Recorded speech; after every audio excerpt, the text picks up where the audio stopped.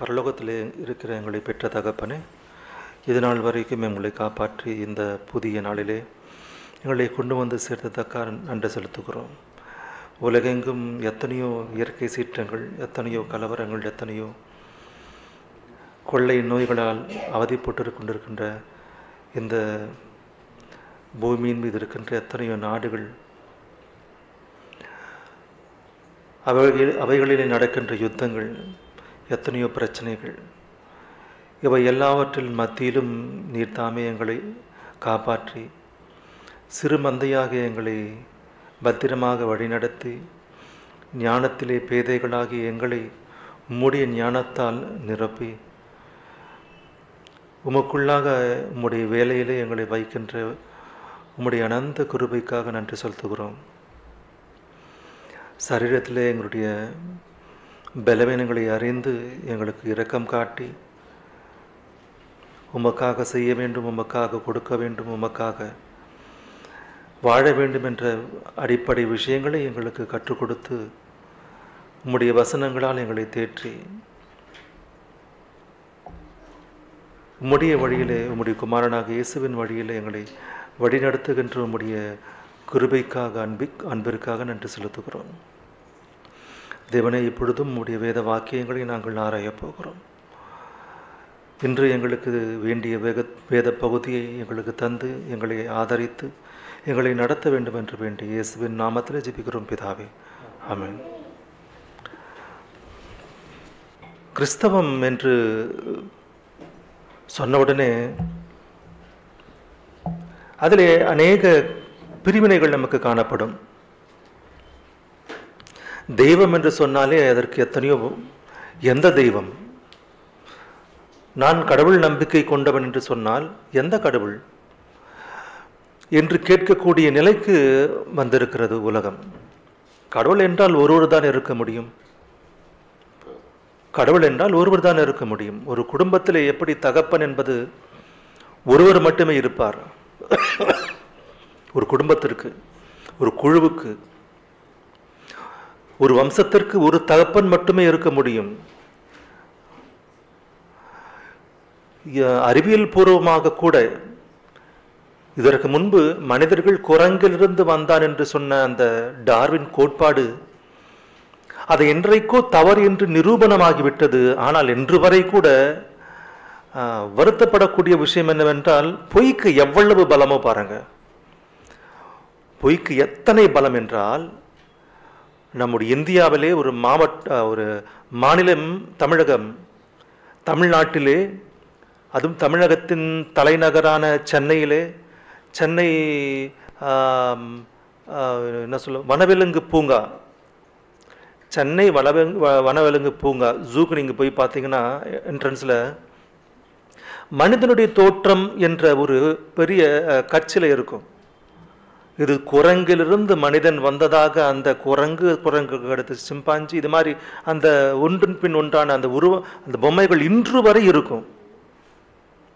அது பார்க்கும்போது என்னடா இன்னுமே இவங்க எடுக்கல என்றால், பொய்க்கு அவ்வளவு பலமா? பொய்க்கு அவ்வளவு பலம். நம்ம சொல்லணும், ஐயா தவறான கோட்பாடு இன்னுமா நீங்க வச்சிருக்கீங்க? அதற்கு பிறகு கூட ஒரு கோட்பாடு வந்தது. என்ன? குரங்கிலிருந்து வந்தான் மனிதன் என்று சொன்ன அந்த அறிவியல் பிறகு சொன்னது மீனிலிருந்து மனிதன் வந்தான் என்று. அதற்கு முன்பு ஏதோ ஒரு அமீபாவிலிருந்து மனிதன் வந்தான் என்று சொன்னது. என்றால் காலத்துக்கு ஏற்றவாறு மனிதனுடைய கூற்று மாறுகிறது பாருங்க.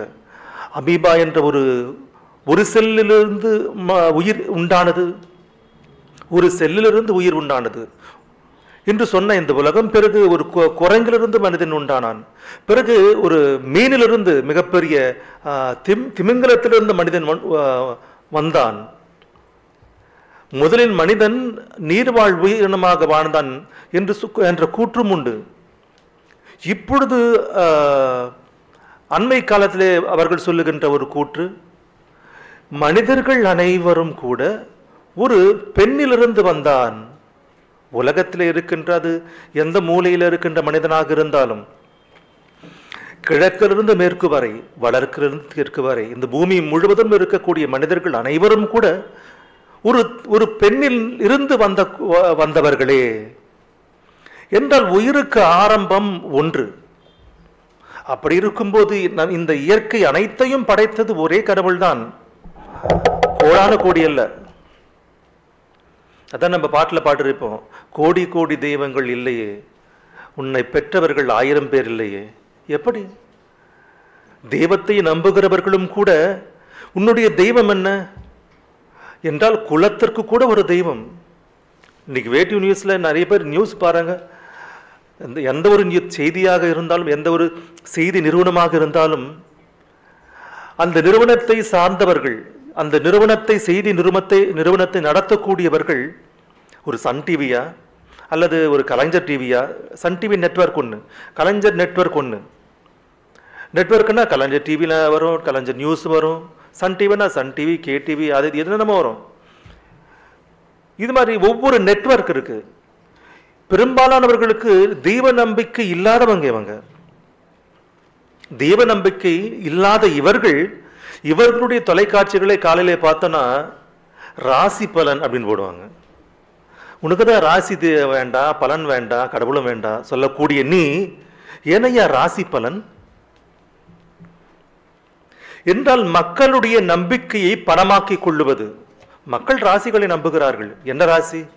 வானத்தில் இருக்கக்கூடிய ராசிகள், நட்சத்திர ராசிகள். அவைகளுக்கு ஒரு உருவத்தை கொடுத்து அதை அந்த உருவத்திற்கு ஒரு ராசி என்று அதற்கு ஒரு பெயரை வைத்து அதற்கும் உனக்கும் ஏதோ நல்லது கெட்டது நடக்கும் என்று சொல்லி கிளி ஜோசியம் முதற்கொண்டு, கைரேகையை முதற்கொண்டு, நட்சத்திர வானியல் ஜோதிடம் முதற்கொண்டு, இப்படியாக எத்தனையோ நம்பிக்கைகள் இல்லாத இவர்கள் அந்த நம்பிக்கையை விதைக்கிறார்கள், கூறுகிறார்கள் அவைகளை பற்றி. காரணம், மக்களுடைய நம்பிக்கையை பணமாக்குவது. எப்படி பணமாக்க வேண்டும்? உலகத்தில் எத்தனையோ பூகம்பங்கள் நாளொன்றுக்கு, எத்தனையோ பயங்கரமான இயற்கை சீற்றங்கள், எத்தனையோ விபத்துக்கள், எத்தனையோ வெள்ளம். ஒரு 2 நாட்களுக்கு முன்பு கூட நடந்த மிகப்பெரிய பயங்கரமான பூகம்பம் 7.1 ரிக்டர் அளவுகளில் அத்தனை பெரிய பூகம்பம் நடந்திருக்கிறது. அதனுடைய பாதிப்புகள் என்ன? யாரெல்லாம் பாதிக்கப்பட்டிருக்கிறார்கள்? நம் மடியில் இருக்கக்கூடிய இந்த பூமி அசைகிறது பலமாக என்றால் ஏது அந்த செய்திகள்? இவருடைய நியூஸ் பூரா எந்த நியூஸ்னா, எந்த நடிகை எந்த திரைப்படத்தை ரிலீஸ் பண்றாங்க, தனுஷ் அந்த திரைப்படம், கமல் அந்த மூவி, என்னைக்கு பூஜை போடுறாங்க, என்னைக்கு பூஜையை உடைக்கிறாங்க, என்னைக்கு ஷூட்டிங் ஸ்டார்ட் பண்ணுறாங்க, என்னைக்கு பாட்டு ரிலீஸு, என்னைக்கு அது ரிலீஸு. இந்த நடிகைக்கு கர்மம், அந்த நடிகைக்கு விவாகரத்து, இந்த நடிகைக்கு 7வது திருமணம். இந்த நியூஸை தவிர இவங்க யாரும் இதுவும் போட மாட்டாங்க.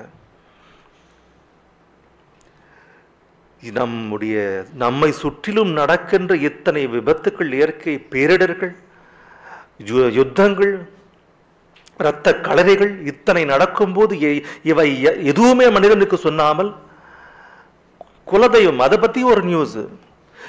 உன்னுடைய குலதெய்வம் எது என்று தெரியாவிட்டாலும் கூட நீ கடைபிடிக்க வேண்டிய விதிகள் அப்படின்னு போடுவான் நியூஸ்ல. என்னங்க இந்த நியூஸ் செய்திகளாயவை? நம்முடைய இந்திய அரசியல் சட்டத்திற்கு 4 தூண்கள் என்றால் அதிலே ஒரு தூணாக கூறப்படுகின்ற இந்த செய்தி ஊடகம், மீடியா, மக்களை எப்படியெல்லாம் தவறாக வழி நடத்துகிறார்கள், மக்களை எப்படியெல்லாம் மயக்குகிறார்கள் என்று பார்க்கும்போது உண்மையிலேயே பயங்கரமான எத்தனையோ அரசியல்.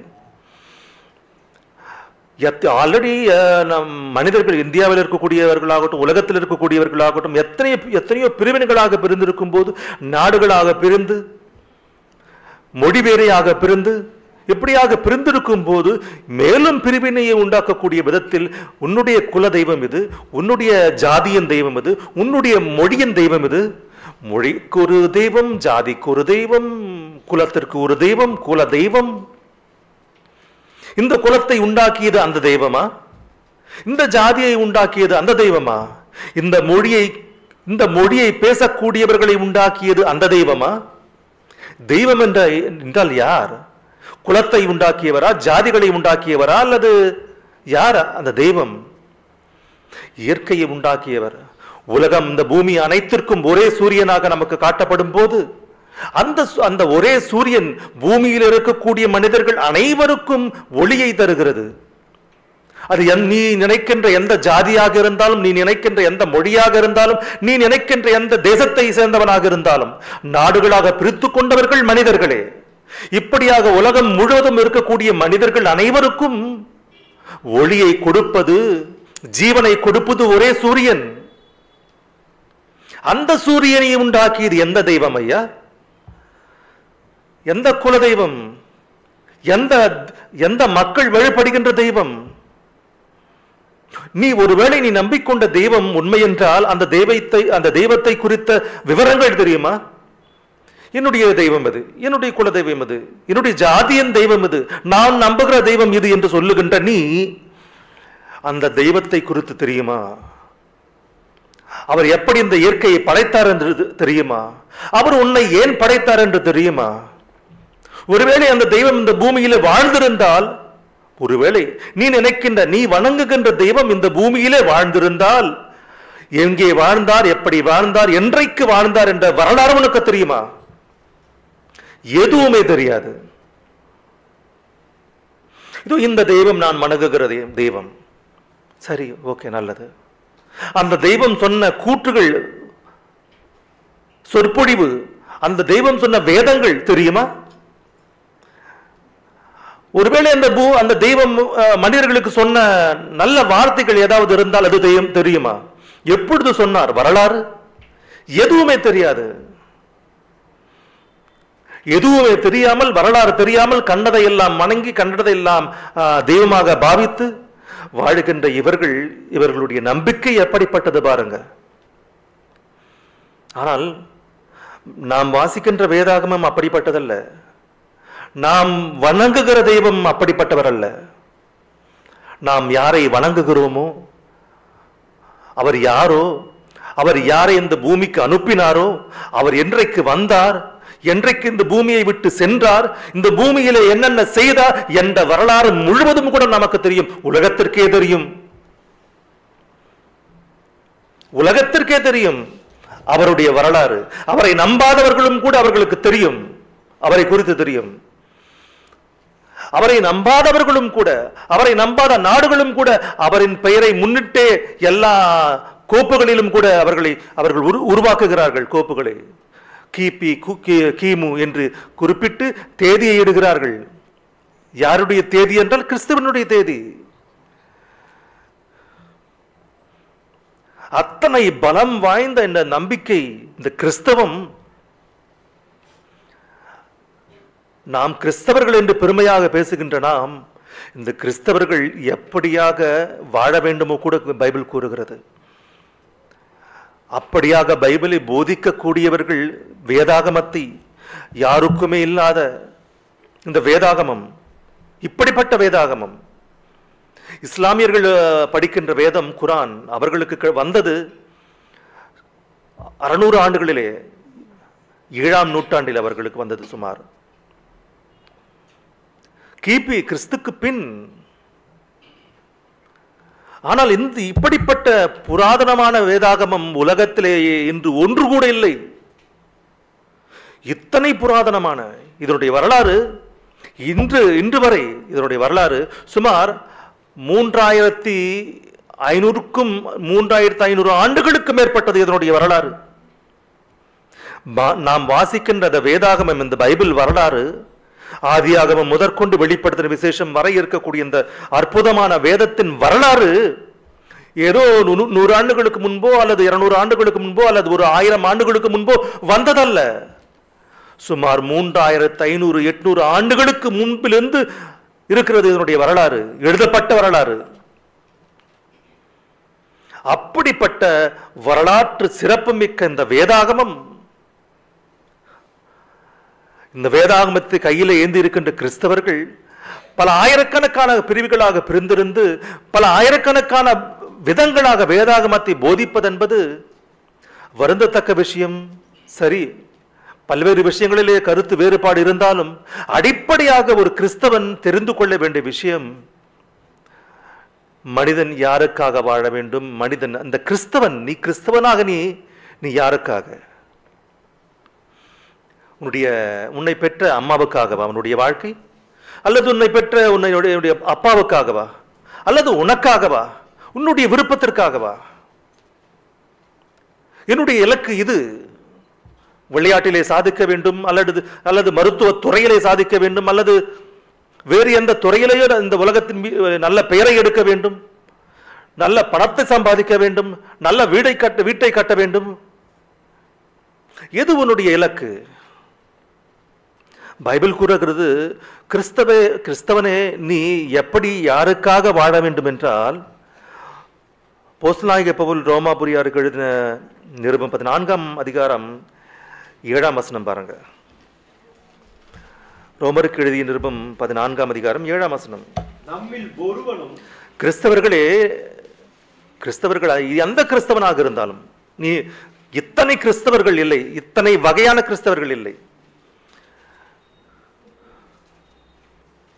ஆனால் கிறிஸ்தவன் என்பவன் நம்மில் ஒருவனும் தனக்கென்று பிழைக்கிறதும் இல்லை. அது எந்த கிறிஸ்தவனாக இருந்தாலும்,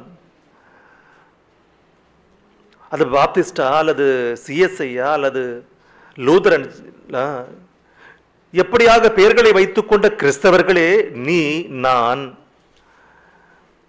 வாழ வேண்டியது, பிழைக்க வேண்டியது இந்த உலகத்திலே உலக கல்விகளை எல்லாம் படித்து மேதாவிகளாகவோ ஐஏஎஸ் ஆகவோ ஏதோ உலகத்தில் பெரிய பெரிய விருதுகளை பெற்று பெயரும் புகழும் பெற வேண்டும் என்பதற்காக அல்ல. அதற்காக வரவில்லை. நீ நம்மில் ஒருவனும் நீ பிழைக்க கூடாது. உனக்காக நம்மில் ஒருவனும் தனக்கென்று பிழைக்கிறதும் இல்லை. பாவம் பவுல் சொன்னார் அன்னைக்கு. அன்றைக்கு இருந்த கிறிஸ்தவர்களை பார்த்து நாம் இப்பொழுது இருக்கிறோம்.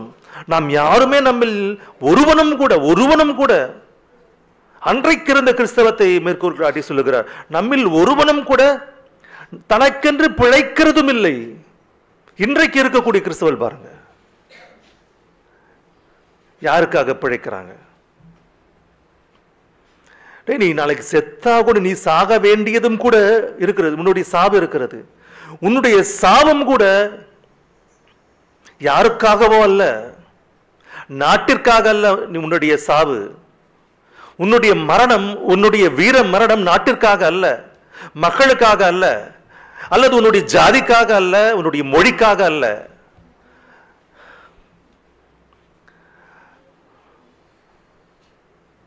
தமிழ்நாடு என்ற பெயர் வர வேண்டும் என்பதற்காக மொழிப்போர் புரிந்து மொழி போராட்டம் செய்து எத்தனையோ பேர் மரித்தார்கள். தமிழுக்காக மரித்தார்கள். இந்த மெட்ராஸ் மாகாணத்திலிருந்து தனியாக தெலுங்கர்களுக்கென்று ஒரு பகுதி வேண்டும் என்று, ஆந்திரா வேண்டும் என்று, தனி ஆந்திரா வேண்டும் என்று அந்த மாநிலத்திற்காக, அந்த பிராந்தியத்திற்காக உயிரை விட்ட ஒரு மகான் இருக்கிறார். அவர் பேரு ஏதோ ஸ்ரீராமுலு அப்படின்னு நினைக்கிறேன். ஸ்ரீராமுலு தன்னுடைய மக்களுக்காக ஒரு தனி பகுதி வேண்டும் என்று இப்படியாக போராடி தங்களுடைய உரிமைகளை பெறுவதற்காக போராடினவர்கள் இருக்கிறார்கள், போராடக்கூடியவர்களும் இருக்கிறார்கள். ஆனால் நீ போராட வேண்டியது, நீ பிழைக்க வேண்டியது கர்த்தருக்கென்று பிழைக்க வேண்டும். நீ மரிக்க வேண்டியது யாருக்காகவோ அல்ல. நீ மரிக்க வேண்டியதும் கூட கர்த்தருக்கு. ஒருவனும் தனக்கென்று மரிக்கிறதில்லை. மரிப்பதும் கூட உனக்காக மரிக்க கூடாது, உன்னுடைய குடும்பத்திற்காக மரிக்க கூடாது. உன்னுடைய சரீரம் உன்னுடைய குடும்பத்திற்காக அல்ல. மரிப்பது என்றால் உன்னுடைய உழைப்பு, தேவன் கொடுத்த இந்த அவயவங்கள் உன்னுடைய குடும்பத்திற்கு உழைத்து கொட்டுவதற்காக அல்ல, யாருக்காக உழைப்பதற்காக அல்ல. யாரோ ஒருத்தர், சில பேர் சொல்லுவாங்க, என்னுடைய தோலை செருப்பா தைச்சி போடுவா அப்படின்னு. செருப்பாவா? முதல்ல நம்ம தோலை செருப்பா போட முடியாது. டயலாக் பாருங்க எப்படி இருக்கு பாருங்க. செருப்பா தச்சு போடுவார தோலை. ஜஸ்ட் ஒரு 2 hours படத்துக்காக பல கோடிகள் சம்பாதித்து நல்ல நம்ம தமிழ்நாட்டு ரசிகர்கள் அப்படின்னா சினிமாவை பார்த்து அழகாக இருந்தால் மந்திரி ஆகிடுவாங்க, நல்லா நடித்தா சிஎம் ஆகிடுவாங்க. குஷ்பு நல்லா அழகாக இருக்காங்க, சூப்பர், சரி அதுக்கு கோயில் கட்டுவாங்க. எவ்வளோ நல்லவங்க பாருங்க, கோயில் கட்டுவாங்களா? ஒருத்தன் பொண்டாட்டி பைத்தியம் ஒருத்தர் இருப்பான், அவன் பொண்டாட்டிக்காக கோயிலை கட்டுவான், மனைவிக்காக கோயில். இன்னொருத்தர் அம்மா பைத்தியம், அம்மாவுக்காக ஒரு கோயில். அந்த அம்மாவை கொடுத்த ஒரு ஐயா ஒருத்தர் இருக்கிறார், அவருக்காக யோசிக்கிறியா? அப்பாவுக்காக ஒரு கோயில், அந்த அப்பாவை பெற்ற படைத்த இன்னொரு அப்பா இருக்கு, அவருக்காக யோசிக்கிறாயா? இந்த அப்பாவையும் இந்த அம்மாவையும், நீ அனுபவிக்கின்ற காற்றையும், நீ அனுபவிக்கின்ற இந்த மரம் செடி கொடிகளின் இயற்கையையும், இவை அனைத்தையும் கொடுத்த ஒருவர் இருக்கிறார், அவருக்காக யோசிக்கிறாயா? உன்னுடைய குலம், உன்னுடைய ஜாதி, உன்னுடைய மொழி, இந்த சிறு வட்டத்திற்குள்ளேயே சுற்றுகின்ற நீ என்றைக்காவது மேலே நோக்கி பார்த்திருக்கிறாயா யார் என்னை படைத்தது என்று? எப்போது பார்த்தாலும் பன்றியை போல கீழேயே பார்ப்பதல்ல. அதற்கு தெரியும், ஒரு நாள் சாகும்போது தூக்கிட்டு போவாங்க 2 காலையும் கட்டி மேலே, அப்போ பார்க்கும் சாகரப்போ, ஓ இவ்வளோ பெரிய வானம் இருக்கா அப்படின்னு. வாழ்ந்த நாள் முழுவதும் கூட கீழே பார்த்து வாழ்ந்த அந்த பன்றி சாவதற்கு முன்புதான் மேலே பார்க்கிறது.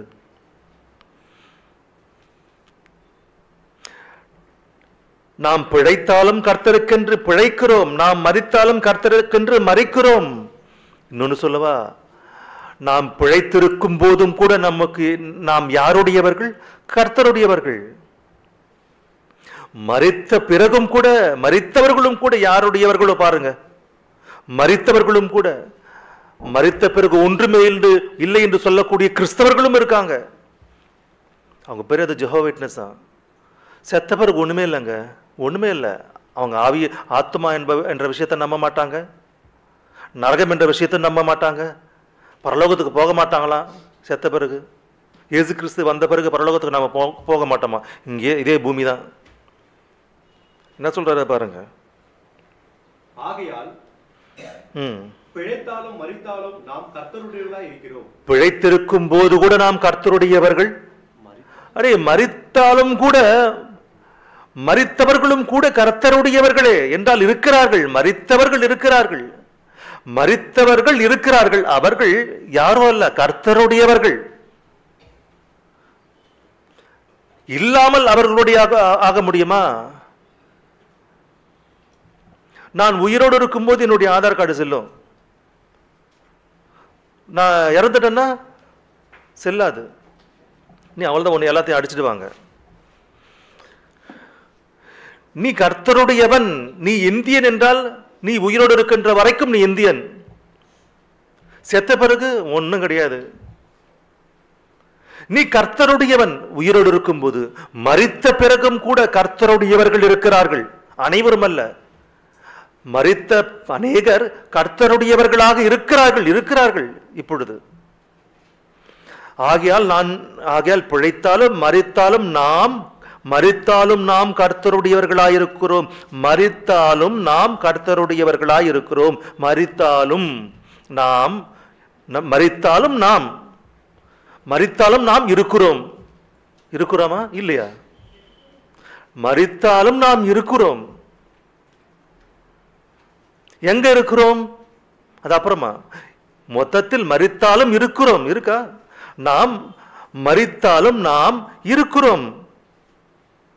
யாருடையவர்களாக? கர்த்தருடையவர்களாக. சிலர் என்றால் மனிதனுக்கு மரணமே இல்லை. ஒன்று கர்த்தருடையவர்களாக இருக்க வேண்டும், இல்லை என்றால் நரகத்திற்கு செல்ல வேண்டும், பிசாசினுடையவர்களாக இருக்க வேண்டும்.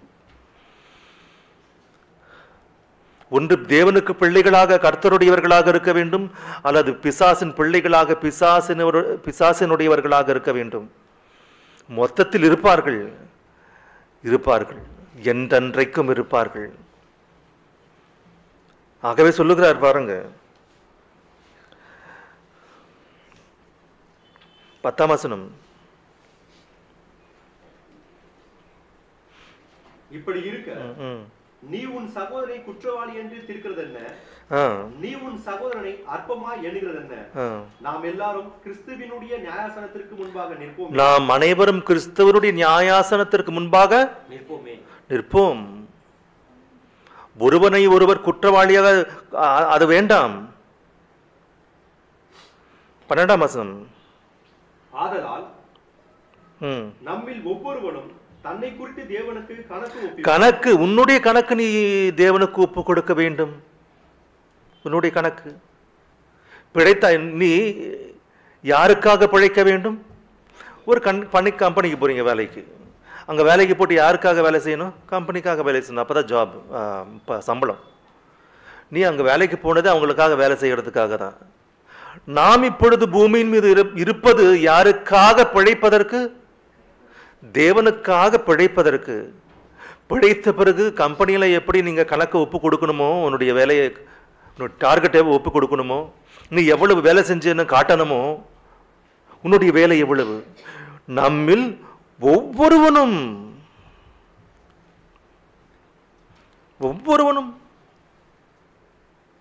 கணக்குக்கு தரணுமா? எல்லாருக்கும். போலீஸ் ஸ்டேஷன் போனால் ஒவ்வொருத்தருக்கு ஒரு ஃபைல் இருக்கும். சரி, நம்ம போலீஸ் ஸ்டேஷன் தெரியாது. ஹாஸ்பிட்டலுக்கு போகணுங்க, அவங்க நிறைய பேர் இருப்பாங்க. இங்கே ஒரு ஹாஸ்பிட்டல் நாங்கள் போவோம் ஐ செக்கப்புக்காக. என் ஃபோன் நம்பரில் என் பேர் சொன்னால், ஃபோன் நம்பர் சொன்னால் எனக்குன்னு ஒரு ஃபைல் இருக்கும். அந்த ஃபைல் இருப்பாங்க. நான் எப்போ வந்தேன், என்னுடைய ஹிஸ்ட்ரி டோட்டல் கம்ப்ளீட்டாக இருக்கும். எனக்காக ஒரு ஃபைல் என்றால் நமக்கென்று ஒரு ஃபைல் இருக்குது. நம்முடைய ஹிஸ்டரி முழுவதும் அதில் இருக்கும். நம்மில் ஒவ்வொருவனும் தன்னை குறித்து, உன்னை குறித்து, உனக்கு பக்கத்தில் இருக்கக்கூடியவனை குறித்தல்ல, உன்னை குறித்து நீ தேவனுக்கு கணக்கு ஒப்புவிக்க வேண்டும். தேவனை, இதோ என்னுடைய கணக்கு. கணக்கா இல்லை தேவனை இதோ என்னுடைய கதையா? தேவன் கடவுள்கிட்ட கதையை சொல்லணுமா இல்லை கணக்கை சொல்லணுமா? தேவன் கணக்கை கேட்பாரா கதையை கேட்பாரா? நிறைய பேர் நல்லா கதை சொல்லுவாங்க. என்னங்க அது தேவன் கதை கேட்கக்கூடியவர் அல்ல. கதை சொல்லாதீங்க, கணக்கு சொல்லுங்க. ஆதால் நம்மில் ஒவ்வொருவனும் தன்னை குறித்து, உன்னை குறித்து நீ உன்னுடைய கணக்கு ஏது? நீ உனக்கு என்று ஒரு வாழ்க்கையை கொடுத்தார். நீ கர்த்தருக்கென்று பிழைக்க வேண்டும் என்று வாழ்க்கையை கொடுத்தார். நீ பிறந்தது கர்த்தருக்கென்று பிறந்தாய், பிறக்க வைத்தது அவர். பிழைக்க வேண்டியது நீ கர்த்தருக்கென்று. முடிவாக உன்னுடைய ஓட்டத்தை முடிக்க வேண்டியதும் கூட கர்த்தருக்கென்று நீ மரிக்க வேண்டும். உன்னுடைய சாவு கர்த்தருக்காக சாக வேண்டும். கர்த்தருக்கென்று மரிக்க வேண்டும். இப்படியாக பிறந்தது முதற்கொண்டு உன்னுடைய சாவு வரைக்கும் உன்னுடைய கணக்கேது? என்ன கணக்கு?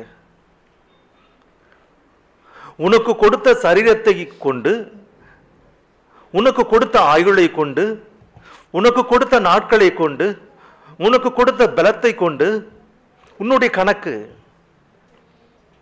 நான் இவ்வளவாக கொடுத்தேன் முதலீட்டாக உனக்கு, நீ அவைகளை கொண்டு எதையெல்லாம் செய்தாய்? நீ என்னென்ன செய்தாய்? நீ உன்னுடைய கணக்கேது?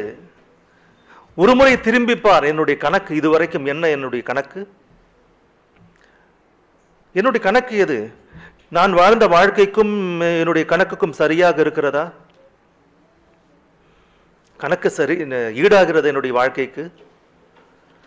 இன்னும் செய்ய வேண்டியது ஏதாவது இருக்கிறதா? நான் என்னுடைய கடமைகள் என்ன? என்னுடைய கணக்கு என்னென்ன பாக்கி இருக்கிறது தெரியுமா? அந்த பாக்கி வீட்டு கணக்கு தெரியும், கம்பெனி கணக்கு தெரியும். உன்னுடைய கணக்கு உனக்கு தெரியுமா? உன்னுடைய வாழ்க்கை கணக்கு. சங்கீதம் 90ஆம் அதிகாரம் 12ஆம் வசனம். நாங்கள் ஞான இருதயம் உள்ளவர்களாகும்படி. எதிலே எங்களுக்கு ஞானம் தேவை?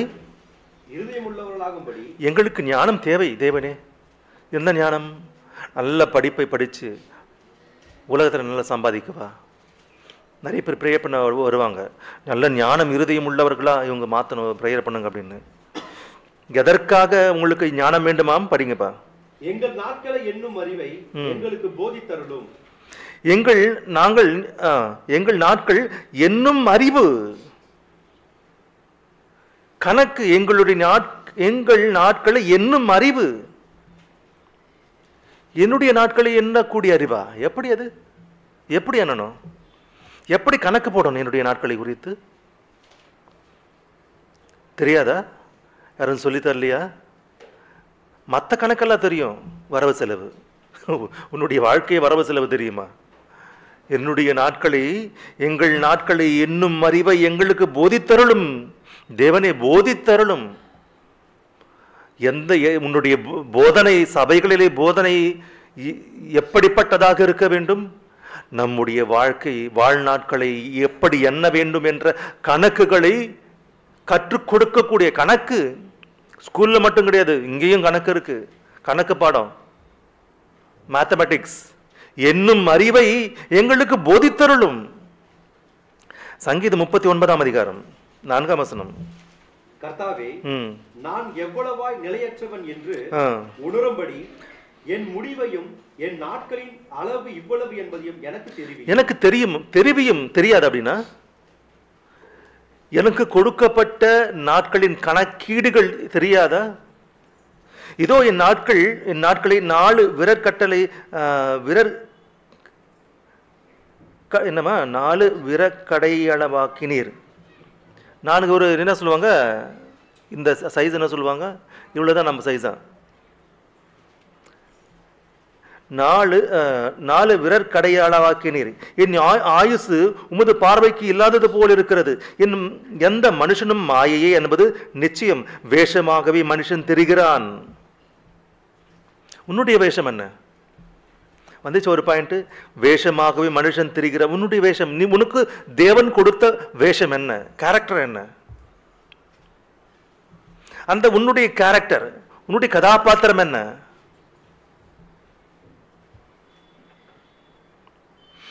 விருதாவாகவே சஞ்சலப்படுகிறான், ஆஸ்தியை சேர்க்கிறான், யார் அதை வாரிக்கொள்ளுவார் என்று அறியான். எதையோ செய்கிறாய் நீ, எதையோ சம்பாதிக்கிறாய் நீ. ஆனால் நீ கற்றுக்கொள்ள வேண்டியது உன்னுடைய ஆயுசு நாட்களை குறித்து, உன்னுடைய வாழ்க்கை நாட்களை குறித்து, அவைகளை கணக்கீடு எப்படி செய்ய வேண்டும் என்பதை குறித்து. எந்த காலத்தில் எதை செய்ய வேண்டும்? என்னுடைய வாழ்நாளிலே எந்த காலத்திலே எதை செய்ய வேண்டும்? என்னுடைய வாழ்நாள் எப்பொழுது முடியும்? முடியும் போது என்னுடைய முடிவு எப்படி இருக்க வேண்டும்? எப்படி என்னுடைய உயிரை தர வேண்டும்? இப்படிப்பட்ட கணக்கீடுகள் அனைத்தும் நிறைய இருக்கு பைபிள்ல. பவுல் சொன்னார் கடைசியா, என்னுடைய ஓட்டத்தை முடித்தேன், என்னுடைய விசுவாசத்தை ஓட்டத்தை முடித்தேன். தெரியும் அவருடைய ஓட்டம் எவ்வளவு தூரம் ஓட வேண்டும் என்று, எவ்வளவு தூரம் நான் ஓட வேண்டும் என்று தெரியுமா? இதெல்லாம் செய்ய வேண்டிய கடமைகள், செய்ய வேண்டிய காரியங்கள், ஓட வேண்டிய ஓட்டம், இதெல்லாம் தேவையில்லை. வேறு வேறு விஷயங்களை எல்லாம் பேசுவாங்க சபையில். அவன் எப்படிப்பட்டவன். பவுலை குறித்து ஒரு ஷாக்கிங் நியூஸ் தரேன் பாருங்க உங்களுக்கு. கலாத்தியருக்கு எழுதிய நிருபம் 4ஆம் அதிகாரம். அப்போஸ்தலனாகிய பவுல் கலாத்தியருக்கு எழுதிய நிருபம் 4ஆம் அதிகாரம் 14ஆம் வசனம். அப்படி இருந்தும் என் சரீரத்தில் உண்டாயிருக்கிற சோதனை நீங்கள் அசட்டை பண்ணாமலும். ஆத்துமாவில சரீரத்தில் உண்டாயிருக்கிற சோதனையா? சோதனை என்றால் என்றால் சரீரத்தில் ஏதோ நோய் அல்ல, சோதனை என்றாலே பிசாசானவன் தருகிற சில, இது புரியணும்னா ஒரு வாட்டி ரோமருக்கு எழுதிய நிருபமாங்க 7ஆம் அதிகாரம் 23ஆம் வசனம்.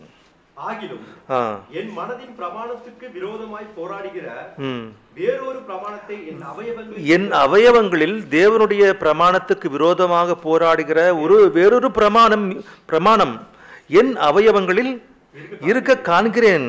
அது என் அவயவங்களில் உண்டாயிருக்கிற பாவ பிரமாணத்திற்கு சிறையாக்குகிறதா? அப்படிப்பட்ட வேதனை அடைகிறார் பவுல் தன்னுடைய சரீரத்திலே பாவத்தினால். அப்படி இருந்தும் கூட நீங்கள் அதை பார்த்து என்னை அசட்டை பண்ணாமல், ஏதோ ஒரு வீக் பாயிண்ட் இருக்கு அவருக்கு, அதை பார்த்து ஐயோ நீ பாவி என்று சொல்லாமல், நீங்கள் அசட்டை பண்ணாமலும் ஆரோசியாமலும் என்னை தேவ தூதனை போலவும் கிறிஸ்து இயேசுவை போலவும் என்னை ஏற்றுக்கொண்டீர்கள். இப்படிப்பட்ட எண்ணம் கொண்டவர்களோ பாருங்க கலாத்தியா சபை.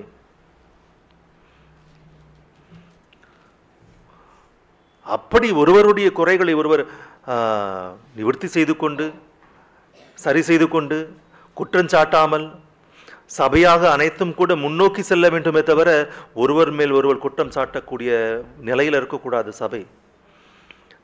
முதலில் நம்மை பார்க்கலாம், தனிப்பட்ட விதத்திலே நம்மை பார்த்து, நம்முடைய நாட்களை பார்த்து, நம்முடைய காலத்தை பார்த்து, நான் என்னுடைய காலத்திலே என்னென்ன செய்து கொண்டிருக்கிறேன், சரியாக செய்து கொண்டிருக்கிறேனா, முடிக்கிறேனா வேலைகளை எல்லாம். சபைக்கு அதனுடைய கடமை செய்து கொண்டு போகிறது. இண்டிவிஜுவலா தனிப்பட்ட ரீதியே நான் என்னுடைய நாட்களின் அளவு சரியாக இருக்கிறதா, என்னுடைய காலத்திற்கேற்ற நான் வேலைகளை செய்து கொண்டு செல்லுகிறேனா, தேவன் என்னை கணக்கு கேட்டால் நான் என்னுடைய கணக்கை எப்படி ஒப்புவிக்க முடியும், என்னுடைய கணக்கு என்ன என்று தயாராக இருக்கிறோமா? யோசியுங்க.